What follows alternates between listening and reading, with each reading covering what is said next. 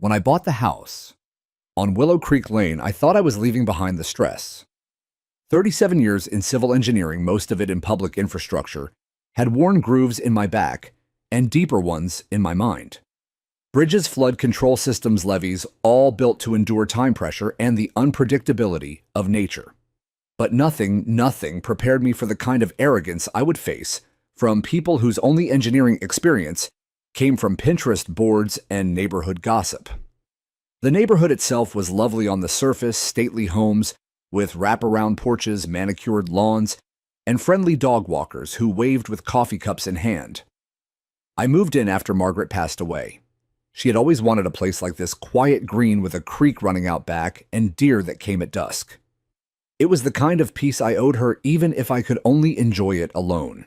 My house sat near the back of the subdivision, just a short walk from a shallow but fast-running creek that curved behind the clubhouse and tennis courts.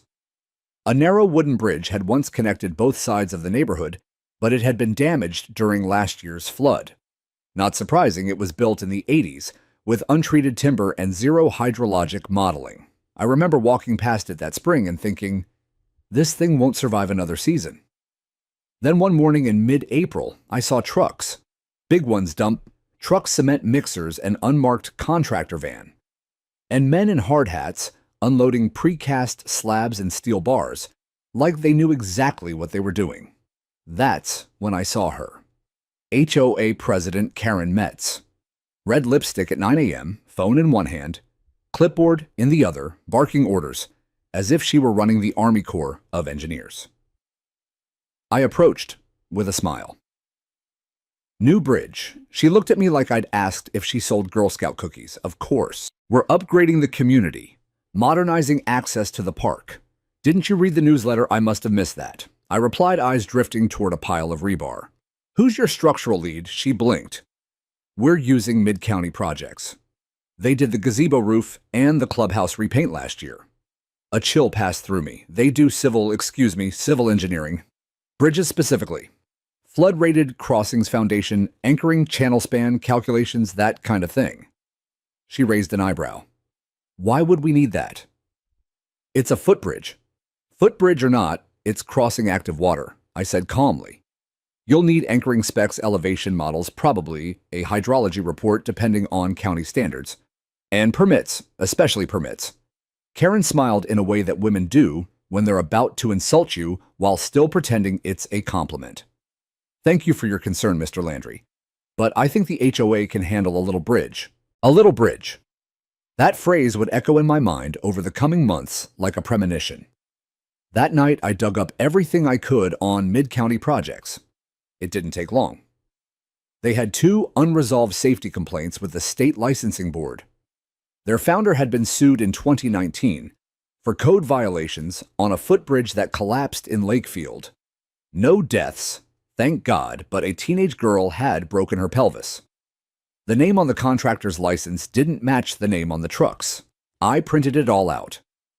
I attended the next HOA meeting in the clubhouse, binder in hand, evidence laid out like a prosecutor. There were cookies on the table and soft jazz playing from someone's phone. The other board members smiled politely as I took the floor during the open comment period. Ladies and gentlemen, I began, I'm not trying to stop progress.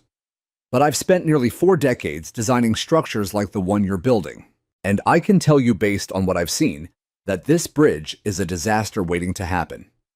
I showed them the weather projections for summer storms, the contractor violations, the design flaws. I could identify just from standing 20 feet away. I explained the minimum clearance required for creek crossings under state code, which their current beams did not meet, and warned of what would happen if they ignored runoff flow paths. When I finished, Karen took a long sip of her water bottle and leaned forward. Thank you, Mr. Landry. We appreciate your passion. No questions, no follow-ups, just the plastic smile. 2 days later, I got a letter in my mailbox, HOA notice. Disruptive behavior warning. I laughed bitterly. Margaret would have had a fit. She hated bullies, especially ones hiding behind clipboards and bylaws. But I wasn't done. I started documenting. Photos, weather logs, construction progress. Every morning and evening, I made a loop around the site with my camera phone and a small notepad. They thought I was a nosy old man with too much time. In reality, I was building a case. And I wasn't just worried about property values or creaky railings. I knew what a failed bridge did.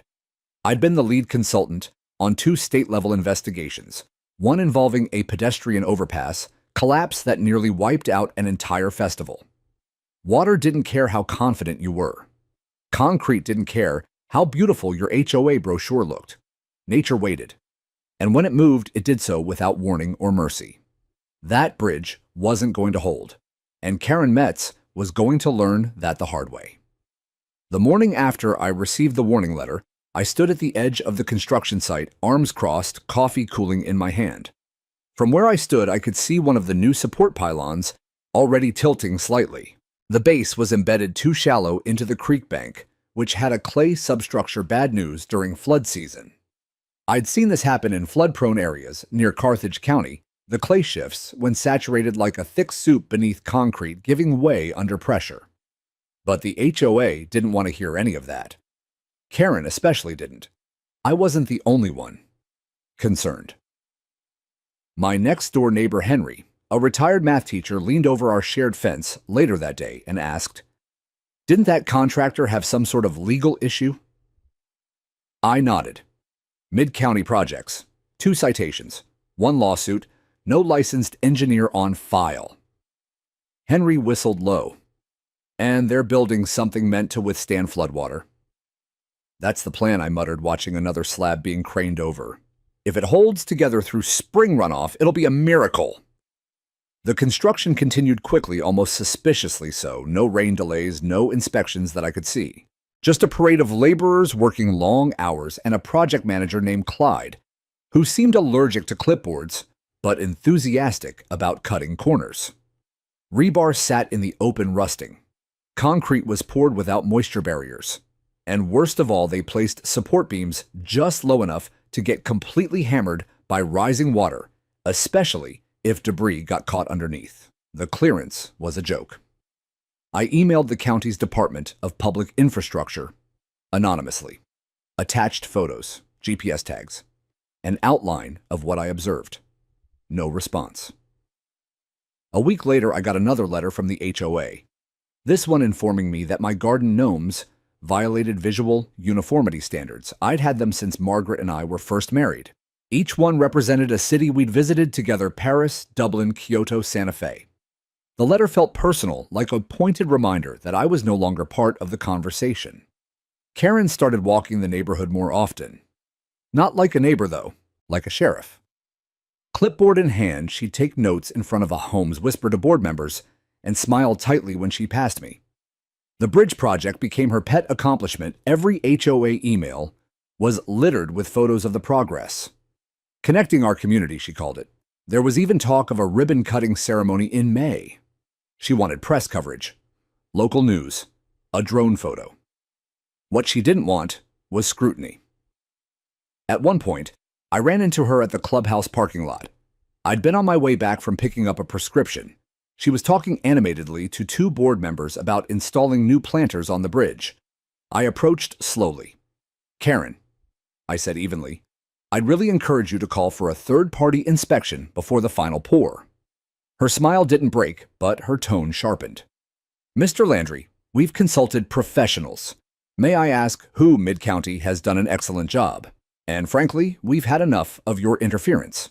I stood there in silence, watching her composure tighten like a screw turning one notch too far. She added, "You're not a current practicing engineer. Your license is expired.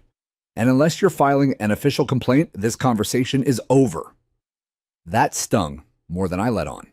Yes, my license had lapsed after retirement, but my mind hadn't. My instincts hadn't.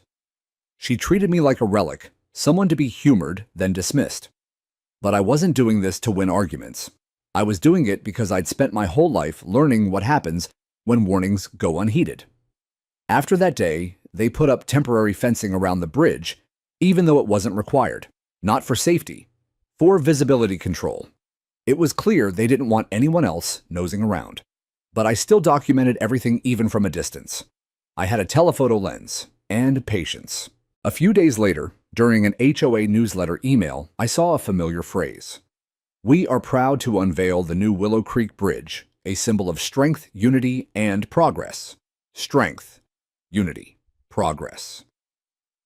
3 words that always raised red flags for me in construction. They usually meant someone was covering up flaws with poetry. Henry told me later that he overheard Karen talking to someone about a possible county official coming out. But the visit never happened. Instead, the bridge was declared complete just 2 weeks after the final concrete pour, far too soon for proper curing, let alone structural testing. The celebratory photos flooded social media. HOA board members posed with scissors and red ribbon. Karen wore a white pantsuit and held a plaque that read, "For future generations." No one mentioned the saturated ground beneath it. No one noticed the hairline cracks forming near the base. But I did. That night, thunder rolled in from the south. A storm system had been crawling across 3 counties all week, and the ground was already waterlogged. I checked my rain gauge. Before bed, it was past 2 inches and climbing. The wind howled in through the pines, and the air carried that heavy metallic scent I always associated with rivers in motion. At 2:13 a.m., I woke to the sound of cracking. Not thunder, not wind, something deeper. A groan, a violent shift. I grabbed my coat flashlight and camera, my feet moving on their own, and sprinted through the side path toward the creek. And when I got there, the bridge was still standing, but only just. The current had risen to kiss its underbelly, pushing debris hard against the narrow clearance. One side of the base had sunk, the tilt was visible now, unmistakable. And I knew it was only a matter of time. The air felt thick, heavier than usual. The kind of pressure that sits behind your ears and tells you something's coming. Something big. I stood by the creek until almost dawn, watching the swollen water surge higher with every hour. It wasn't just the rain, it was the way the earth had turned to pulp under the bridge's footings. I knew it wouldn't hold, not if this storm had more to give. And something told me it did. When daylight finally broke through the gray clouds, I made my way back home drenched and silent. The bridge hadn't collapsed yet, but the question wasn't if it was when. I couldn't stop thinking about mid-county projects. Their logo was still stamped on the cement bags, tossed carelessly by the construction fence. I'd read enough about them to know they were cutting corners, but something kept gnawing at me. I hadn't looked hard enough, so I dug deeper. I pulled out my old laptop, the one Margaret used to call the Ark, because it took 40 days to boot. I logged into the professional database I still had partial access to as a retired member and began pulling records. The deeper I went, the worse it looked. Mid-County Projects wasn't just a subpar contractor, it was a revolving door for shady business practices. The founder, Dean Pritchard, had been investigated for forged permits on a subdivision footpath collapse back in 2019. The case was settled out of court, but it left a paper trail: false documents, shell companies, subcontractors with suspended licenses. Even worse, the engineer of record on the Willow Creek Bridge, listed on a small sign nailed to a nearby post, was someone I knew: Calvin Webb. Except Calvin Webb had died in 2022. Stroke. I attended the funeral. That signature on the permit couldn't possibly be real. The permit was forged. My heart thudded like a hammer against my ribs. I wasn't just dealing with negligence anymore. This was fraud.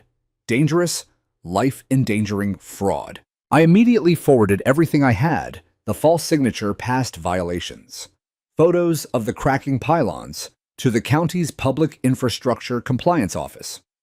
This time, I didn't stay anonymous. I hit send and sat back, heart pounding, staring out the window as the rain continued to pelt the glass. If they ignored this too, there wouldn't be anyone else to tell. That afternoon, I printed out a new batch of evidence and walked it straight to the HOA Dropbox. I knew they wouldn't thank me. They might even retaliate, but I needed it on record. 2 hours later, the email came: submission received. Preliminary investigation to begin within 48 hours. It wasn't much, but it was more than silence. The next morning, the HOA sent a message to all homeowners. The subject line read: rumors and misinformation, our bridge is safe. I nearly laughed. Karen's letter was a masterpiece of deflection. She blamed unqualified individuals spreading fear, praised the contractor's track record of excellence, and cited a supposed third-party inspection, which of course had no names, no dates, and no attached files. But I wasn't alone anymore. Henry forwarded the message to me with a note, "They're panicking. Let me know if you want help." And then came Sarah. She was new to the neighborhood, early 40s, a structural designer who worked remotely for a mid-sized architecture firm. She stopped me near my mailbox the next day, raincoat dripping, and said, "I've seen the bridge. You're right. It's unstable." I didn't want to say anything because I just moved in, but this is dangerous. We walked the creek together. She pointed out several other issues: under reinforced joints, spalling concrete, where water had already begun to eat into the base, poorly placed expansion joints. She even noticed exposed steel that had already begun to rust under the layer of sealant. It was damning. With her help, we compiled everything into one massive folder: photos, diagrams. Structural assessments. Sarah added a short professional affidavit of her own, noting she held an active certification. I sent it all to the county. That same evening, I heard yelling from the creek. I stepped out and saw Karen and Clyde, the project manager, arguing under umbrellas, voices loud and frantic. Clyde pointed toward the bridge, gesturing wildly, then stormed off. Karen just stood there, soaked and shaking as if the rain itself was betraying her. The storm was expected to continue through the weekend. By Friday evening, water had reached the upper edge of the creek banks. My basement sump pump kicked on every 10 minutes. Several neighbors had already started stacking sandbags near their back doors. Late that night, as I was checking the storm runoff path, again Sarah came running up the path behind my house. "They just tried to block off the path to the bridge," she said, breathless. "They're scared it's going to collapse." We both stood at the edge of the safety fence, peering through the rain. The water rushed fast beneath the footings, now tearing debris from upstream and ramming it against the pylons with growing force. One of the middle beams had shifted half an inch since morning. That may not sound like much to most people, but to me, it screamed catastrophe. By the next morning, the county had responded. They were sending an inspector, not a moment too soon, because the bridge, it was starting to hum.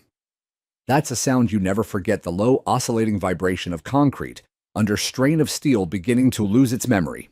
It's not a creak. It's not a snap. It's a whisper that becomes a roar when the time comes. Nature doesn't need permission, and it doesn't read HOA newsletters. The inspector never even made it onto the bridge. He showed up Saturday morning, yellow hard hat clipboard in hand, wearing a Navy County windbreaker with the official seal on the breast. His name was Douglas Kinley, a name I recognized from years ago, when he'd still been fresh out of grad school working under my old department. He didn't recognize me at first, but the moment our eyes met across the cul-de-sac, I gave him a nod. His brows lifted, and he returned it with a faint, silent acknowledgement, not of friendship, but of understanding. Kinley approached the HOA's makeshift field tent beside the clubhouse. Karen intercepted him before he even got to the bridge path. She wore a poncho over her cream blazer, and her umbrella snapped in the wind like a warning flag. I watched from a distance as their conversation turned stiff, then sharp. She handed him a thick binder, probably the same sanitized packet she'd used to placate the board, but I saw the way his face stayed unreadable. He tried to move toward the bridge, but two construction workers stepped in front of him, gesturing to the ground and shaking their heads. Karen pointed to the water levels, as if that alone justified everything. I could see her lips mouthing the words, "not safe," ironic considering that bridge had been declared fully operational just 2 weeks earlier. After 10 more minutes of standoff, Kinley stepped back and made a call. His body language was clear. He'd seen enough. But I had seen more. And I was about to see even worse. That afternoon, I got another letter hand-delivered this time. Not even in an envelope. Just a folded HOA memorandum with my name, scribbled in blue ink, "Dear Mr. Landry, due to repeated attempts to interfere with sanctioned community projects, distribution of misleading information, and unauthorized surveillance of HOA construction zones, the board has voted to restrict your attendance at all future meetings until further notice." I didn't need to read the rest. They were trying to silence me. I sat on the porch, paper shaking in my hand as the wind picked up. I could see the roof of the bridge from here. and the sag in the center was becoming more visible. It was subtle but unmistakable. A tension line had formed across the north side pylon, where the concrete veneer had already split. There was a time when seeing such flaws made me want to grab a clipboard and get to work. Now it just made me sick. I called Henry and read the letter aloud. "You're kidding," he said. "They banned you. They're escalating. I think they know what's coming. And what are they going to do when it comes?" "Blame the storm," I said bitterly. "Blame the weather, the county, the contractors. Anyone but themselves." That night, I got a knock at the door. It was Sarah, soaked again, raincoat dripping. She held up a USB drive in one hand. "I thought you might want to see this," she said, stepping inside. We loaded it up on my computer. It was footage from 3 days prior, taken by her backyard security camera. The bridge viewed from the north bank showed clear signs of movement during a smaller storm burst. The pylon on the west end had tilted and returned almost like a breathing motion, as if the bridge were exhaling under pressure. It was terrifying. "Is this enough?" she asked. "More than enough," I said. "If they don't act on this, it's criminal." I emailed it directly to Kinley with a note. "New footage confirms structural shifting during prior storm. Recommend immediate evaluation. Possible pre-failure oscillation." Within hours, I received a reply. "Noted. I've forwarded this to my director. We're recommending temporary closure, pending further review." But by then, it was too late. Because that very night, the rain intensified. Thunder cracked open the sky around 2:15 a.m., and the creek rose past flood stage by 3. By 3:45, I saw lights moving down by the water. Karen and 2 other board members in the rain in full panic mode. They had come to inspect the bridge themselves. No hard hats, no reflective vests, just 3 soaked silhouettes on a structure that was actively failing. I grabbed my camera and sprinted to the edge of the path, staying far back behind the caution tape. From my position, I could see the tension arch on the main beam begin to bow. One of the board members, a man named Saul, I think, stepped forward and shouted something. The rain swallowed the words, but I caught the sound of metal groaning beneath them. Karen reached for his arm just as the entire western footing jolted sideways, dislodged by the waterlogged clay. A crack, sharp, brutal, snapped through the night. They ran. The bridge didn't collapse then, not completely. But the moment they stepped off, the entire middle span dropped 6 inches with a sickening crunch and hung there broken but not fallen. A partial failure. They hadn't built a bridge. They'd built a trap. The next morning, photos were everywhere. A teenager had captured a slow-motion video of the collapse fragment, shaky, blurry, but unmistakable. The sag. The split, the screech of concrete under stress. Karen screaming as the beam gave way. The video hit social media before sunrise. Willow Creek HOAs. 200K bridge. Fails in rainstorm, bridge collapses. 2 weeks after completion, who's responsible? President. Karen runs for cover as bridge. Snaps. I wasn't the one sounding alarms anymore. Now the whole town was listening. By midday, the county sent out emergency crews to reroute runoff and evaluate the failure site.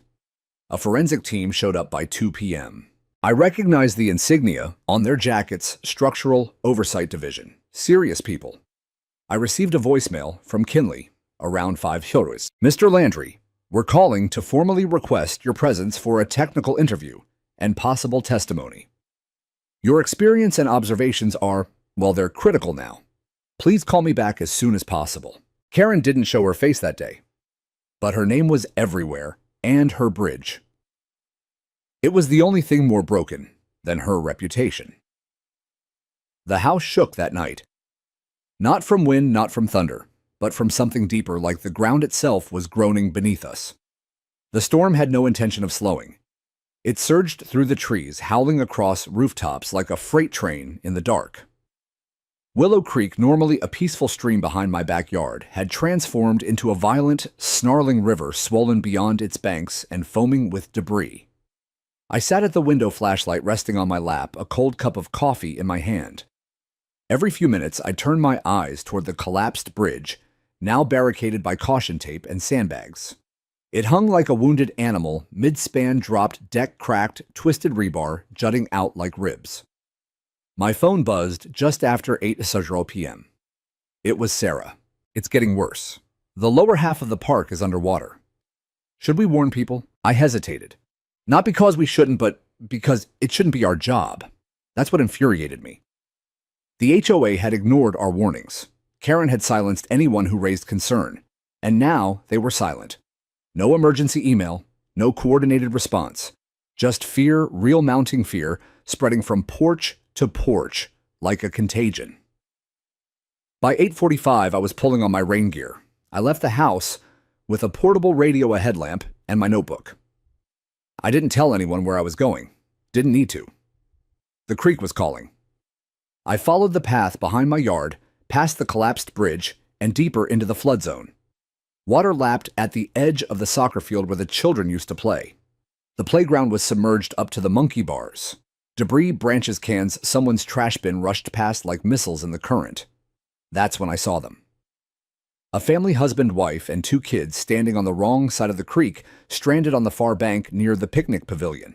The bridge had been their only crossing point, and now it was gone. I waved my arms. The man shouted something back. The wind carried away most of his words, but I caught, "We can't get out, and our basement's flooding." I turned on my radio and called into the local emergency frequency. Thank God I still had it programmed from my volunteer days. I gave the coordinates, the family description, and the rising water levels. Dispatch responded quickly, said they'd send a crew within 30 minutes.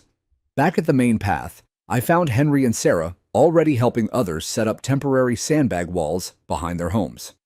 Sarah's coat was soaked through, her glasses fogged, but she worked like a machine. "We need to redirect the water around the houses," she said, pointing to the slope behind the south cul-de-sac. "It's funneling straight into 5 backyards." I nodded and got to work. It wasn't about the bridge anymore. It was about the people. Someone had to step in. By midnight, the rain had only grown stronger. Trees bowed under the weight of the wind. Lightning flashed across the sky, and for a few seconds I could see the full expanse of the flooded area. It looked like a war zone. Cars half submerged, trash cans bobbing like buoys. And the bridge, or what remained of it, was now fully submerged, the deck torn loose, and pushed sideways against the creek bank. Karen was nowhere to be found, but someone else showed up. A county fire and rescue truck pulled up just past the clubhouse. Out stepped Kinley, soaked from head to toe, clipboard, in a waterproof sleeve-hard hat on. He saw me and walked straight over. "You were right," he said simply.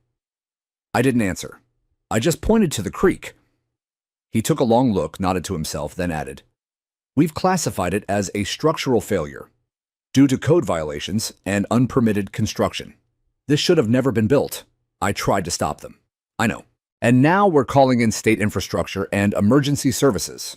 That hit me like a punch. State involvement meant serious consequences.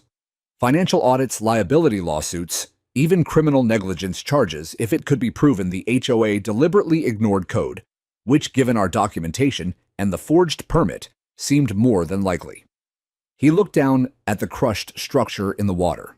The ironic part: that bridge made everything worse. Its collapse created a dam. It redirected flow into residential zones. We've got 5 homes with major flood damage because of it. I shook my head.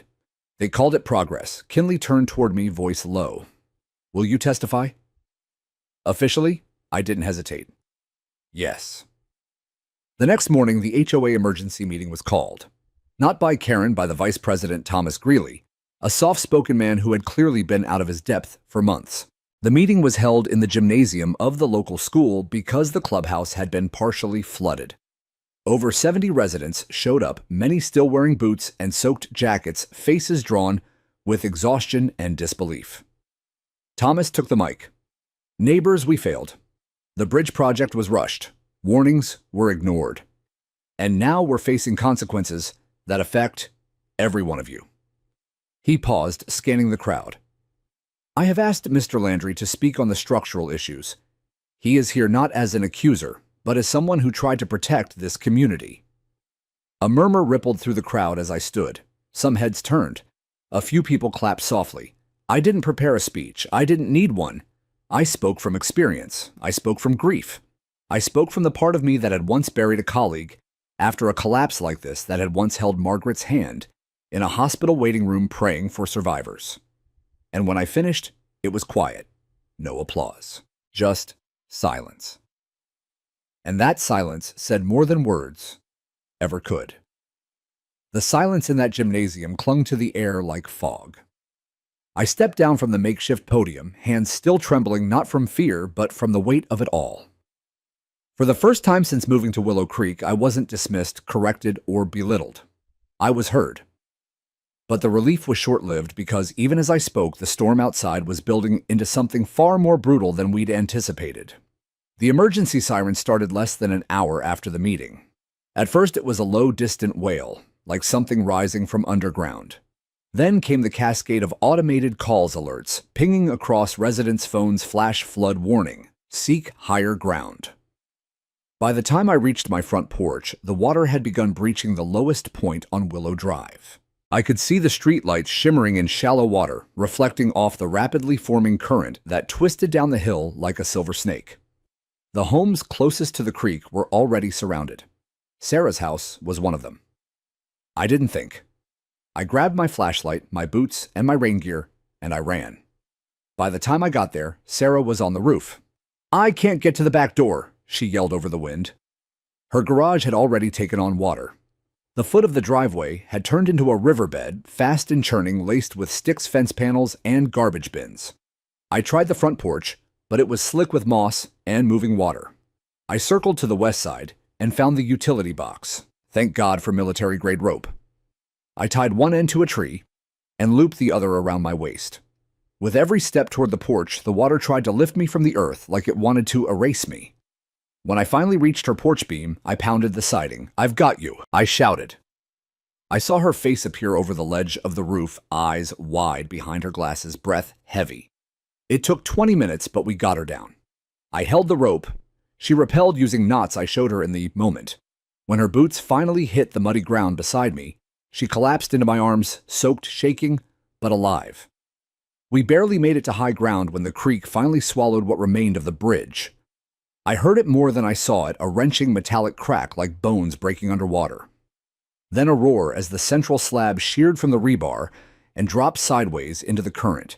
It slammed against a concrete pylon, shattered, and vanished into the flow like a body being pulled into the deep. The debris didn't stop.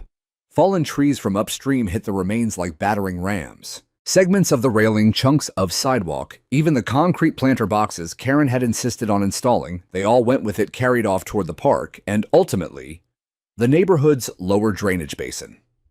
That's when things got truly terrifying. The water hit the northeast corner of the clubhouse, tore through the flower beds and storm drains, and smashed into the electrical transformer mounted to the east wall. Sparks flew. A boom echoed across the neighborhood like a bomb had gone off. Power flickered, then died completely. Darkness, no lights, no alarms, only rain, and wind, and panic. People began pouring into the school gym where the emergency shelter had been quietly set up earlier that day. Children in wet pajamas, dogs wrapped in towels, elderly residents being pushed in wheelchairs through waterlogged parking lots. The volunteers were high school kids and retirees. No HOA members in sight, except for Karen. She showed up around 4 a.m. Drenched her hair, tangled mascara streaked across her face. I saw her standing by the coffee station, shaking hands with a reporter who had managed to sneak into the building. I overheard her saying the words unprecedented weather event and unforeseen complications. I walked right up and stood beside her. Still blaming the storm, I asked, voice low. She stiffened. "This isn't the time. It is the time, Karen. People are homeless. The bridge collapsed because it was built wrong. Built fast. Built with fraud and ego and a lot of white lies wrapped in red tape." She turned to face me. "Do you think this is easy for me?" "No," I said. "I think it's the first real consequence you've ever faced." For a moment, I thought she might hit me. Instead, she stormed off, disappearing through a side door that led into the hallway. That was the last I saw of her for days. The morning after the flood, I joined the rescue crews, moving door to door. Sarah stuck with me, her voice calm and steady, even as she organized families into groups and directed volunteers. Henry helped reinforce the gym's basement as water seeped in through the old foundation. We weren't homeowners anymore. We were survivors. By the end of the week, the damage reports started rolling in. Over a dozen homes sustained structural flooding. 6 vehicles were lost. 2 people were hospitalized, one for hypothermia, the other for a fall in knee-deep water. The insurance companies were already calling it an act of God, but everyone in Willow Creek knew better. It was an act of Karen, an act of unchecked power, pride, and negligence. And soon it would be an act under investigation. Because as the waters receded, the evidence surfaced, literally. One of the rebar cages used in the western pylon had floated downstream and lodged in a drainage culvert. It had no proper rust proofing, no anchoring mesh. It was barely welded. Sarah and I collected it ourselves and tagged the location. We knew what it meant, and soon, so would the county.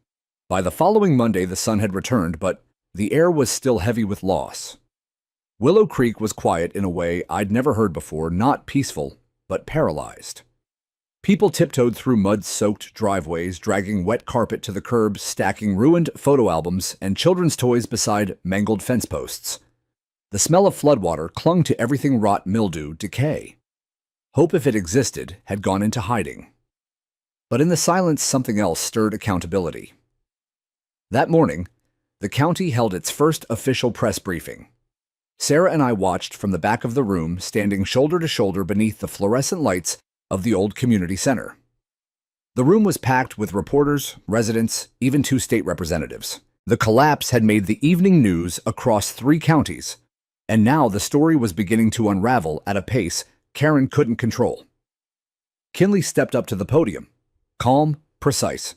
He laid out the timeline in full. The bridge was constructed without proper permits. No certified civil engineer had signed off on the design. The contractor used Mid-County Projects had 2 open investigations with the state licensing board. The design violated state minimum flood clearance by 17 inches.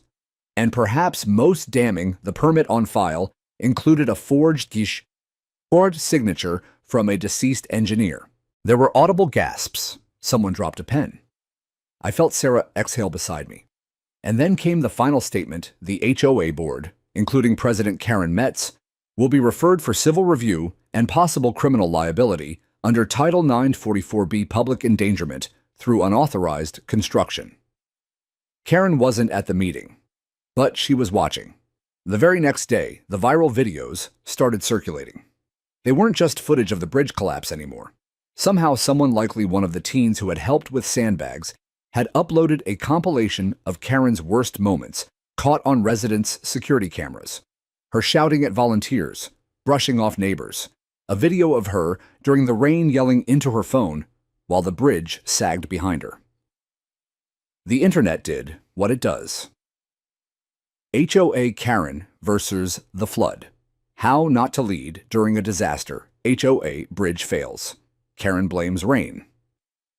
The comments were brutal, but I didn't feel vindicated. I felt hollow. This wasn't about humiliation. It was about rebuilding. That afternoon, the HOA called a special vote. For the first time in its 25-year history, the board held an open-floor removal process, allowing residents to vote on whether to recall leadership. It was chaos, accusations, shouting, anger. But when the votes were tallied, the message was clear: Karen was removed. The board was dissolved. A special committee would be formed to investigate, rebuild, and restructure everything from the ground up. They asked me to be part of it. I said yes. Not because I wanted to lead, but because I knew what happened when good people stayed silent. Sarah joined too, along with Henry and 2 other residents with backgrounds in urban planning and public finance. For once, the HOA wasn't stacked with retirees looking to protect their hedges. It was made of people who knew how systems worked, and more importantly, how they could fail. 3 days after the vote, I found a manila envelope on my porch. No return address. Inside was a handwritten letter from Karen. Mr. Landry, I know you probably won't read this, and you have no reason to accept anything I say. But I want you to know that I never meant for this to happen. I thought I was doing something good, something that would leave a mark. I wanted to be remembered as someone who improved this community. I see now that I did the opposite. I ignored people like you because I was afraid. afraid that if I admitted I didn't understand something, I would lose control. I let my pride make choices. I let fear drive my denial, and people got hurt. I am resigning from the neighborhood and moving in with my sister for a while. I don't expect forgiveness, but I do hope you'll help rebuild this place better than I left it. There was no signature, just a shaking pen stroke that trailed off at the bottom. I didn't share it with anyone. Some people might have wanted to parade her fall, to turn it into an "I told you so." But that wasn't who I was. I didn't want revenge. I wanted resolution. That week, Sarah and I walked the creek together. The water had calmed, now returned to a gentle flow. The remnants of the bridge had been hauled away, though the imprint of its foundation still scarred the banks like a bruise that hadn't faded. "We'll have to rebuild," she said. From scratch, I nodded. Under code this time. With oversight, I added, "and humility." That one made us both pause.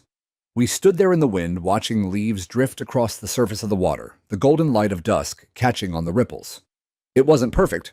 It never would be, but it was honest. And for the first time in a long time, that felt like enough. The state investigators arrived on a Thursday. Their trucks rolled in just after dawn. Clean white vehicles bearing the blue seal of the Department of Structural Integrity and Public Works. 3 men and 2 women in matching jackets stepped out with tablet cases and laser scanners moving through the site with clinical precision. No greetings, no small talk, just tape measures, soil testers, and ground-penetrating radar. They didn't need anyone to tell them what went wrong. The land spoke clearly. Cracked foundations, shifted earth rebar rusted before its time. I watched from the edge of the creek bed as one of them knelt near the original western pylon, now little more than a jagged stump jutting from mud. "Sheer failure," she muttered to a colleague. "Rebar misaligned. No base mesh. Overburdened by lateral load. Obvious pre-existing compromise." Her partner glanced up. This wasn't built to fail. It was never built to survive. By noon, they were already documenting their preliminary conclusions. The bridge wasn't just defective, it was illegal. The foundation was less than 3 feet deep in places far below the minimum 6 feet required for water channel structures in our flood zone. Worse, there was no record of soil compaction testing, no concrete curing logs, no hydrological survey. It had all been smoke and mirrors, and now the smoke had cleared. That evening, I was called into a formal interview with Kinley and 2 state representatives. We sat in a conference room inside the temporary county operations center, the walls lined with folding tables and laminated maps. I brought my original notes, the photo logs, even the email chains with Sarah and Henry. They didn't interrupt me once, just listened, nodding occasionally, jotting something in shorthand. When I was done, Kinley leaned forward. "Mr. Landry, with your consent, we'd like to cite your documentation in our final report. Your background in civil infrastructure, combined with the timeline of events, makes you the single most reliable expert witness on this case." I hesitated. "Will this be used in court if it goes to trial?" "Yes. And if it doesn't, it will still go in the state archive as precedent," he said. "Others will learn from this," I signed. Over the next 2 days, depositions were taken from current and former HOA board members. Karen, according to officials, refused to appear in person and sent in a written statement through her attorney, citing emotional distress and a misunderstanding of her administrative limitations. It didn't help her case. The forged permit alone was enough to place her under formal investigation, and while she might not face jail time, the civil liability was mounting by the hour. Meanwhile, mid-county projects collapsed faster than their own bridge. Their business license was revoked. The state froze their assets. The owner disappeared from his listed address, and one rumor claimed he had fled to Florida to avoid service of multiple lawsuits. I wasn't surprised. People like him never stay long when the walls close in. But the damage he'd done here, that would take years to undo. Back in Willow Creek, the rebuilding effort began not with construction, but with conversation. For the first time, residents sat down at round tables without the weight of ego or hierarchy. The interim committee, which now officially included myself, Sarah, Henry, and 2 others, held open forums in the school auditorium. People came forward not to blame, but to offer knowledge, experience, labor tools. A retired architect, a woman who ran logistics for FEMA, a high school senior with drone footage that could help map drainage paths. We weren't just fixing a bridge. We were fixing a community. Still, it wasn't easy. There were arguments. One man demanded the HOA be dissolved entirely. Another blamed all engineers for not doing more. I understood the anger. But I also knew that anger without direction was just fire-consuming and useless. At one meeting, an elderly woman named Marta stood up and said, "For 10 years I've lived here and never once been asked my opinion. I've paid fees, followed rules, kept my head down. I thought that's what made a good neighbor." But maybe a good neighbor is someone who speaks up, especially when it's hard. The room fell quiet. Then applause broke out. After that, everything moved faster. The committee hired a certified firm to evaluate the soil and design a new bridge, this time with actual permits, full transparency, and resident involvement. They brought on Sarah as a technical consultant and offered me an advisory role. At first, I declined. I was tired. I'd fought the storm. But Sarah nudged me one afternoon as we walked the creek trail and said, "They trust you now. You can't vanish just when we need your mind most." I looked out at the water. It had receded, returning to its familiar whisper, sliding smoothly through the bend behind my house. The ghosts of failure still lingered in the mud, but so did something else. Promise. So I accepted. A month later, I stood beside Kinley once more. As we reviewed the new blueprints, they were beautiful, conservative, redundant, built with the kind of integrity that never makes headlines because it works. Every measurement checked, every material traceable. No shortcuts, no nonsense. "We got there," he said, handing me the final review. "We did," I replied. And this time there were no cracks in the foundation, only roots. Roots of change, of community, of lessons learned at a cost no one would soon forget. The groundbreaking for the new bridge was set for early spring. It wasn't ceremonial, not like the red ribbon spectacle Karen had planned. There were no news crews, no canopies, no HOA members posing for drone photos. Instead, there were shovels in real hands, mud on real boots, and neighbors standing shoulder to shoulder along the creek's edge. The sky was bright, but the ground still remembered the flood. The earth was softer now, and so were we. I arrived early that morning, binder under one arm, thermos of coffee in the other. Sarah was already there reviewing the contractor's equipment placement with a checklist. The new firm, Creek Span Engineering, had come highly recommended from the county. They specialized in flood zone infrastructure and had rebuilt dozens of similar bridges across the region. Their lead engineer, a quiet woman named June Choi, greeted me with a respectful nod. "No selfies," she joked, "just load calculations and rebar tension." I smiled. She was exactly what we needed. That day marked more than the beginning of a structure, it marked a reckoning. Not just with cement and steel, but with trust. The residents of Willow Creek had seen the worst, and now they demanded better. Transparency wasn't just a buzzword anymore, it was policy. The new board, which we'd reshaped from the ground up, voted unanimously to amend the HOA bylaws. No more closed-door contracts, no more discretionary spending without a 2/3 vote. All infrastructure projects now required at least one third-party inspection and posted review period before execution. It was a bureaucracy, sure, but it was our bureaucracy. The hardest part wasn't replacing the bridge. It was rebuilding belief in each other, in institutions, in the idea that community could be more than passive tolerance, it could be active care. Some people moved out. They said they couldn't bear to live where they had lost so much. I understood. Trauma leaves a scar. But others stayed more than I expected, and they leaned into the work. Henry helped coordinate emergency drills with the school. A single mother named Janelle created a neighborhood alert app linking storm updates with live drain cam feeds. Even the teenagers, who had once snickered at the HOA, started volunteering, stacking sandbags, clearing debris, planting trees with root systems designed to hold the bank. And Karen. Her name vanished from everything. No one spoke of her at meetings. Her old initiatives were quietly removed from the HOA website. The bench she had installed by the tennis courts was repainted and rededicated to those who serve without recognition. Some residents wanted to sue her personally. Others just wanted to forget. As for me, I filed no claims against her. What would I gain? Her fall was already complete. Not in humiliation, but in absence. She wasn't here to witness the resilience she had tried to bury.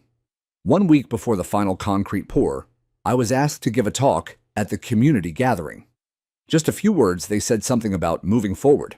I stood on a small wooden platform near the rebuilt foundation, surrounded by neighbors who now felt like something closer to family. I cleared my throat. I moved to Willow Creek for peace. What I found was noise, some of it loud, some of it subtle. But what I've learned is this silence can be just as dangerous as sound, especially when it's used to hide truth. I paused, scanning faces, some smiling, some tearful, all listening. This bridge is not just steel and stone. It's an apology. It's a promise, and it's proof that we're capable of choosing humility over hubris, collaboration over control. We lost things in that flood possessions trust time. But we gained something too. We gained the understanding that listening isn't weakness and expertise isn't arrogance. It's a form of care. There was a long silence, then applause, not loud, but lasting. After the gathering, Sarah joined me by the edge of the creek. The water was lower now, flowing gently over pebbled curves beneath the scaffolded frame of the new bridge. The sound was different somehow, softer, or maybe I was just ready to hear it. "You did good," she said. "So did you," I replied. "I wouldn't have made it without your voice in the room." She smiled, brushing a leaf from her shoulder. "I think we're all a little different now." We were. The flood hadn't just changed the landscape, it had reshaped us. It had carved out the shallow places and revealed deeper ones. Pain has a way of doing that. It strips you bare, but it also makes space for something stronger. Resilience. We watched as the final structural beams were set. No fuss, no speeches. Just steady hands and measured work. I recognized one of the crew members. It was the son of a neighbor, fresh out of trade school, smiling beneath his hard hat as he fastened the last section in place. "Looks good," I said. He grinned. "It'll last this time." I believed him. Later that week, the county released its final report. The headline read, "Unpermitted HOA project caused structural collapse and worsened flood damage." The summary was harsh but fair. It documented every failure, every ignored warning, every falsified record. But it also noted the response, the collaboration of residents, the formation of a new oversight board, and the implementation of transparency policies now being reviewed by other HOAs across the state. We hadn't just rebuilt a bridge. We had built a blueprint, not for concrete, but for courage. The day we reopened the bridge, there was no ceremony. No cameras, no speeches. Just neighbors crossing from one side to the other in small, quiet clusters, as if paying silent respects to the past while stepping carefully into the future. It stood there solid and sure, every beam bolted with integrity, every line aligned to withstand not just the weight of foot traffic but of memory. It wasn't just a bridge anymore. It was a scar that had been sutured, a lesson that had taken form in steel and stone, a passage between what we were and what we'd become. I walked it just after dawn, thermos in hand, letting the cool spring breeze press against my face as I paused midway and looked down into the creek. The water was low and clear, gliding peacefully beneath the girders. It had returned to its natural rhythm, no longer raging, no longer dangerous. For the first time in months, I breathed. Sarah joined me a moment later. "Looks good from up here," she said. "It's better than good," I replied. "It's honest." She smiled, and it passed inspection. We stood in silence for a while, letting the quiet say what words couldn't. I thought about all the nights I'd stood here in the rain, warning people who didn't want to hear, about the nights I doubted myself, about Margaret. She would have loved this bridge, not because it was perfect, but because it came from people finally willing to listen. I reached into my coat pocket and pulled out a small stone, smooth, round, from the creek bed where the old bridge had once fallen. I placed it on the railing, right at the center, just a quiet marker. Not for grief, not for blame, but for gratitude.